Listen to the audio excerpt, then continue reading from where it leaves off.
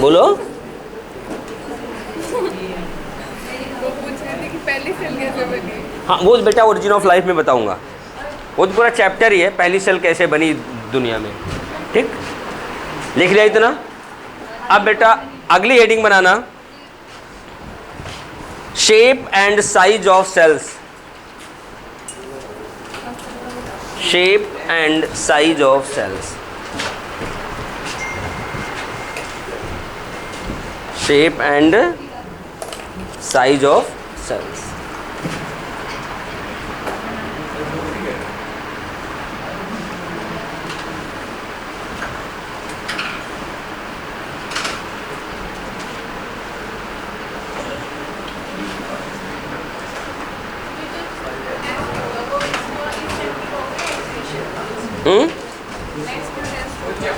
वो एक्सक्रीशन का होगा।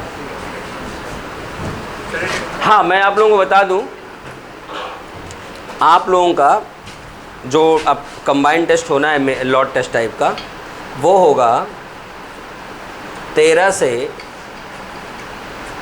22 के बीच में या 24 के बीच में। तुम्हारी मर्जी पढ़ के टेस्ट देना, तुम्हारी मर्जी ऐसे देना।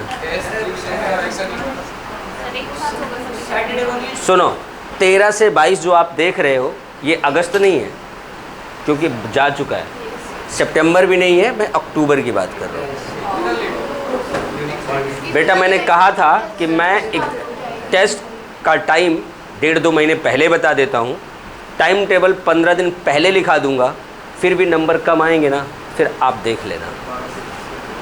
और इसमें सिलेबस क्या आएगा, जो 10 अक्टूबर तक पढ़ाया गया रहेगा।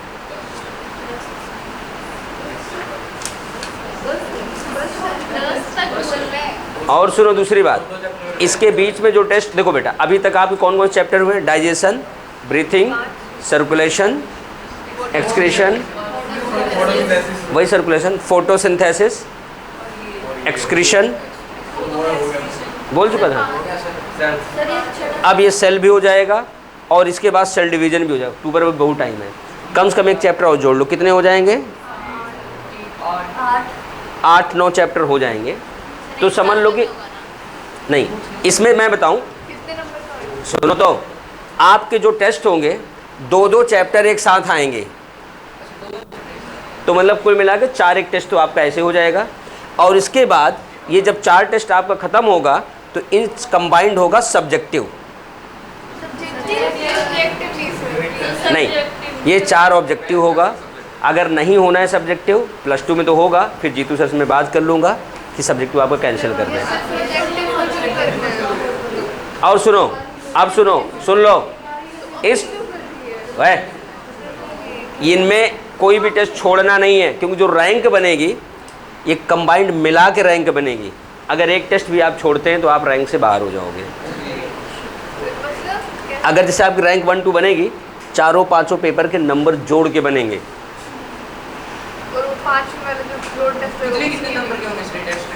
ये टेस्ट जहाँ तक है आपके 90 तो नहीं बनाऊंगा, 60 क्वेश्चन 240 के होंगे।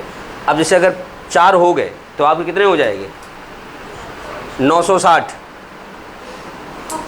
नंबर हो गए ना, और 4 टेस्ट हो गए, तो बेटा चारों में टोटल मिलाने में जिसका सब ज़्यादा नंबर है वो पहली रैंक बनाएगा।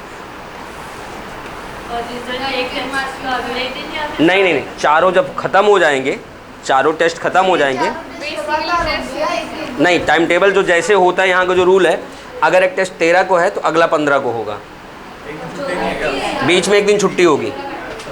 और सुनो 13 है 15 है, अगर यहाँ 16 को संडे आ गया तो 16 छुट्टी, 17 टेस्ट। अगर कुछ चैप्टर ऐसे होते हैं जैसे फोटोसिंथेसिस, प्लांट रेस्पिरेशन अगर बीच में आ गए, या ऐसा चैप्टर आ गया जो वाकई टफ होता है, तो उसको क्या करता हूँ, संडे के बाद एक दिन गैप करके फिर टेस्ट लेता हूँ, जिससे आपको 2 दिन टाइम मिल जाए। और बेटा सुनो, सारा का सारा टेस्ट सिर्फ और सिर्फ NCERT बेस्ड होगा।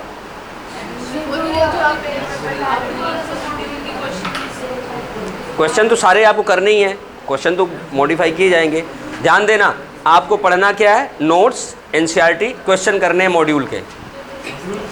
क्वेश्चन तो मॉड्यूल करने पड़े, और क्वेश्चन बैंक कहाँ है आपके पास, समझ गए ना।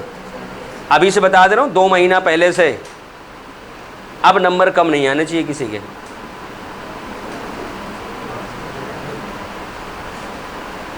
यहाँ कोई सरप्राइज टेस्ट नहीं होता, 2 महीने पहले से बता देता हूँ, फिर भी नंबर कम आते हैं, तो गलत बात है। और इस टेस्ट के जो हल्के मिलेगा उसका थोड़ा सा लॉस होगा, वो मैं नहीं बताऊँगा क्या लॉस होगा। नहीं, रहने दो।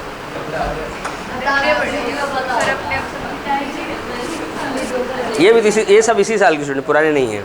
इसके भाई से पूछेंगे, इसके भाई से पूछेंगे। हाँ, इसका भाई जानता है, इसका तो इस साल आया है इसका भाई जानता है।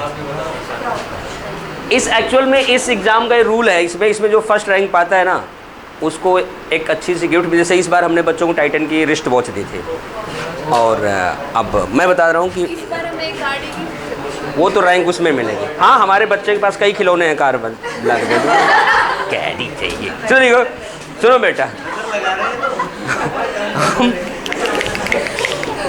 पता है ये लोग, तुम लोग बोलते हो एक साल 2018 में 17 में, उस साल खूब जैसे सिलेक्शन आया, बच्चे सर जी इस बार गिफ्ट क्या दोगे? मैंने कहा तुम लोग बताओ। बच्चे कहे सर ये चाहिए। मैं कहा ठीक है, लाओ पहली रैंक, ये वाली गाड़ी दे दूंगा। नहीं सर पहली नहीं, थोड़ा और। मैं कहा रहने दो, तुम लोग जाओ, प्राइज भी चाहिए, प्राइज अपने मन का, रैंक भी अपने मन की, तो ये तो दोनों तो नहीं चलता भाई, हैं? चलो देख लो बेटा, हम लोग शेप और साइज की बात कर रहे हैं, शेप और साइज की बात करें। सुनो बेटा, शेप की बात करें, सेल तो जब कुछ नई बनती है ना बेटा, तो वो हमेशा स्फेरिकल ही होती है। कैसी होती है? स्फेरिकल होती है, गोल होती है। जैसे आप 10th तक आपका कोई स्ट्रीम नहीं होता, 10th तक कॉमन पढ़ाई होती है, उसके बाद आपको जो बनना है उसके अकॉर्डिंग आप मॉडिफाई हो जाते हो। जी मैं साइंस में मेडिकल लेना है कि नॉन मेडिकल लेना है, आर्ट जाना है तो आर्ट में कौन से सब्जेक्ट का कॉम्बिनेशन लेना है, सही है। उसके बाद आप कॉमर्स में जाना है, सही। उसी तरह आपको जो बनना होता है आप सब्जेक्ट चूज करते हो। उसी तरह बेटा फंक्शन के अकॉर्डिंग, लोकेशन के अकॉर्डिंग सेल जो आइसोडायमेट्रिक स्फेरिकल सेल है वो मॉडिफाई हो जाती है। Elongated, star shape, irregular shape, hexagonal, समझ गए, डिफरेंट शेप में बदल जाती है। लिखो, सेल्स आर कॉमनली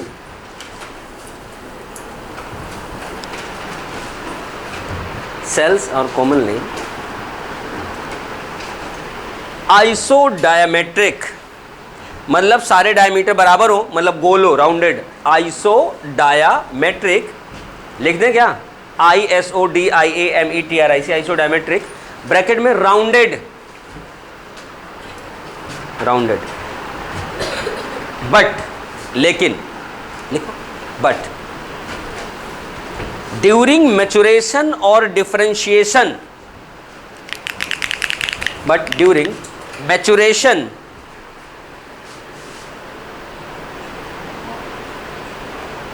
और डिफरेंशिएशन, डिफरेंशिएट होना, 10th के बाद आप डिफरेंशिएट होते हो ना, अलग अलग हो जाते हो, differentiation, change into different shape, change into different shape, like irregular, star shape,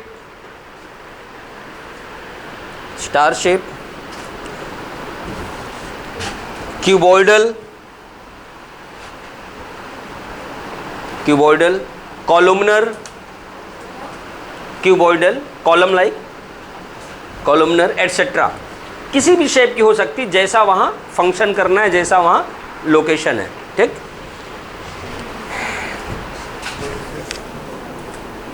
अब बेटा अब हम लोग बात करेंगे साइज की।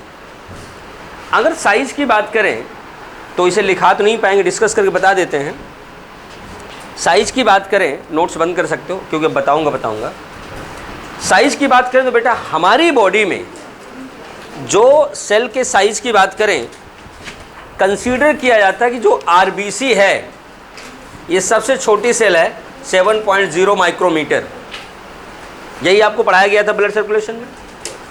और आपको बात बता दें बेटा, हमारी बॉडी में सबसे लंबी सेल 1 मीटर की है, जिसे कहते हैं न्यूरॉन या नर्व सेल। पूरी दुनिया में अगर हम बात करें तो हमारे पास एक वर्ड है बैक्टीरिया। बैक्टीरिया ये प्रोकैरियोटा होता है। इनकी साइज बेटा लगभग 3 माइक्रोमीटर के आसपास होती है, उससे बड़ी होती है। लेकिन इससे छोटी हमारे पास है माइकोप्लाज्मा। क्या है? माइकोप्लाज्मा। हाँ, न्यूरॉन 1 मीटर है। देखना बेटा, माइकोप्लाज्मा जो 0.3 माइक्रोमीटर के आसपास होती है। लेकिन इससे भी छोटी एक सेल है हमारे पास, PPLO, pleuro pneumonia like organism, जो 0.1 माइक्रोमीटर की होती है।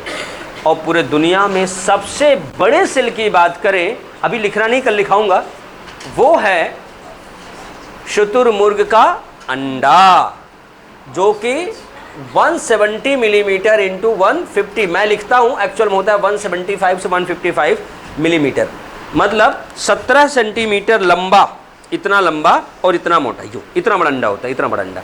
और ये अंडे में इतना कंटेंट होता है, इतना कंटेंट होता है, इतना कंटेंट होता है कि अगर इसको हम खाने के लिए बनाएं तो एक फैमिली जो 4 से 5 मेंबर की है उसका पेट भर जाएगा।